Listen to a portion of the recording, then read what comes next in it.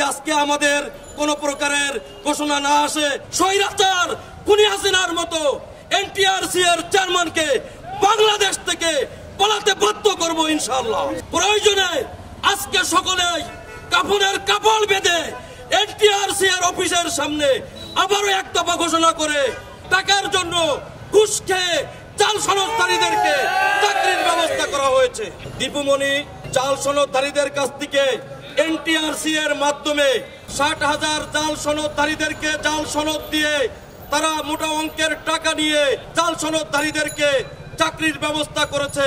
অথচ আমরা যারা বৈধ সনদধারী, আমাদেরকে চাকরির ব্যবস্থা না করে শুধুমাত্র টাকার জন্য ঘুষ খেয়ে জাল সনদধারীদেরকে চাকরির ব্যবস্থা করা হয়েছে। একমাত্র কারণ হলো তারা অবৈধভাবে জাল সনদ দিয়ে মোটা অঙ্কের টাকা গ্রহণ করেছে।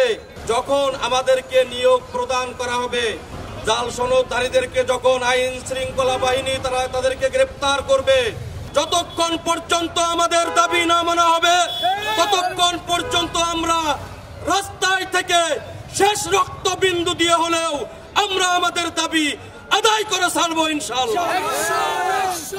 প্রয়োজনে আজকে সকলেই কাফনের কাপড় বেঁধে এনটিআরসি এর অফিসের সামনে আবারও এক দফা ঘোষণা করে স্বৈরাচার খুনি হাসিনার মতো এনটিআরসি এর চেয়ারম্যানকে বাংলাদেশ থেকে পালাতে বাধ্য করব ইনশাআল্লাহ। ১ থেকে ১২তম বৈধ সনদচার তাকে অনতিবিলম্বে নিয়োগের ব্যবস্থা করুন, চাকরির ব্যবস্থা করুন।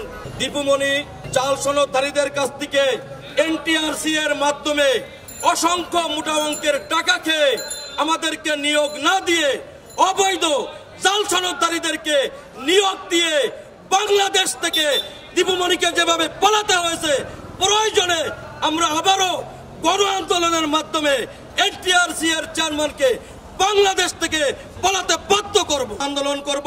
যদি আজকে আমাদের কোন প্রকারের ঘোষণা না আসে, আমাদের নেতৃবৃন্দ আজকে যে ঘোষণা এখানে দিবেন, আমরা সেই ঘোষণা বাস্তবায়ন করার জন্য সকলেই প্রস্তুত আছি ইনশাআল্লাহ। সকলের সুস্বাস্থ্য দীর্ঘায়ু কামনা করেই আমি আমার বক্তব্য শেষ করছি। বাংলাদেশ জিন্দাবাদ। আল্লাহ হাফেজ। আসসালামু আলাইকুম।